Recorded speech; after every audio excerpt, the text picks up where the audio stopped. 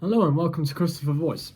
Right, I watched Squid Game. I've got a shit ton of stuff written down. So, first things first, I love how Squid Game is literally like Alice in Borderland as well. If you like Squid Game, watch Alice in Borderland. It's the same, literally same thing, but Squid Game's more psychological, whereas Alice in Borderland is more thriller.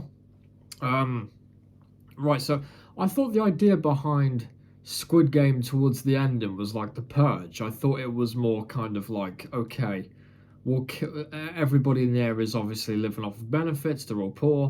So what we'll do is we'll just kill off the poor people by making them fight for money, sort of thing. Which is like the idea of the first Purge movie with the people in council states.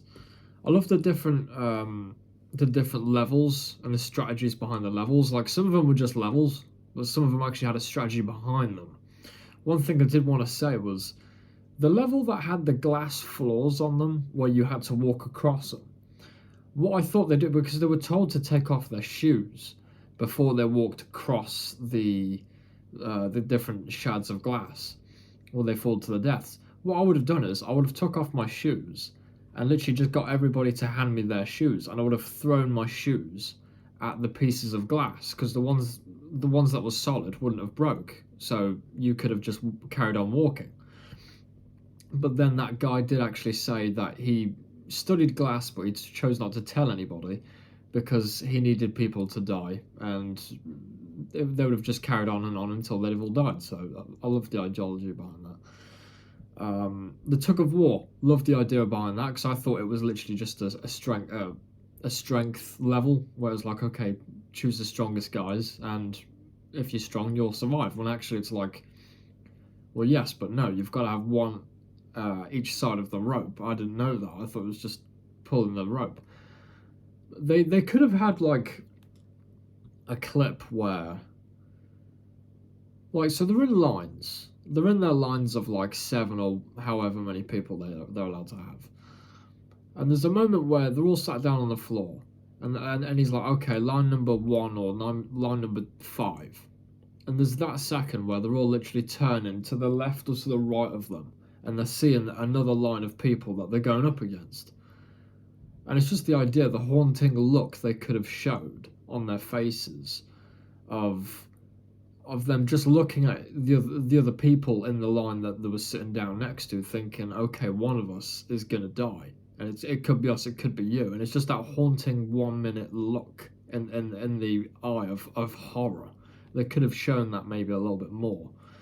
Um, so the cop died.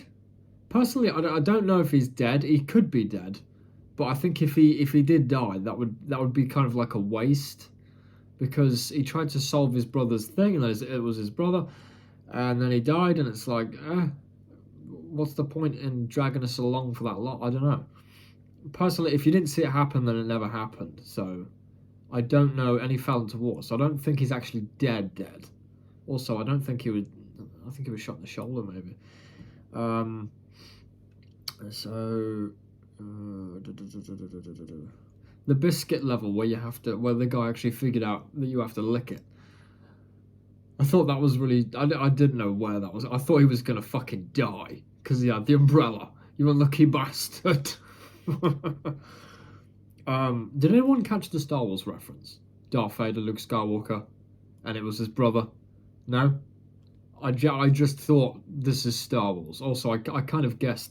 I kind of guessed that it was his brother from a while back, but yeah, I definitely thought Star Wars.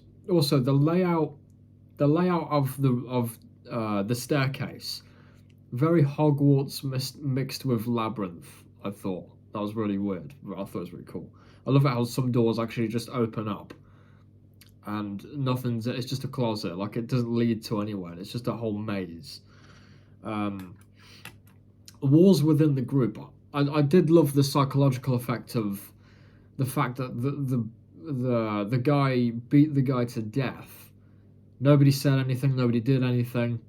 The money just went up and up to show that each person got more money, which is kind of a prompt for them all to actually kill each other, and you're allowed to get away with it. And then I just loved how they all naturally, as people, formed their own groups because they knew that when it came to the next night, they were going to try and kill him again. I just loved how it showed the dark side of humanity, if you like, and they'll just try to kill each other. The marbles, fucking Jesus. See, I thought that was quite horrible because when they said, okay, choose someone, naturally, you're going to choose your best mate. So when it came to the marble game, I was just like, oh no, come on, man. Fuck. The two girls that obviously played the marble game, and one of them was just like, okay, let's just get to know each other, and then at the last minute, we'll play the game, and then she chose to kill herself. And when it came to... Sorry, I'm not too big on names. When it came to the female who died, because he slit her throat, like, that really, really got me. And then at the end, when it came down to just the two of them, I was just there like, I don't want this to happen. Why couldn't they just do it where there's like 10 rounds and there can be as many winners as possible? Why does there only have to be one winner? Why not just complete the 10 rounds? And then let's say there's 5 winners. Well, you split it between 5 of you. But in this case, obviously, it's just one person.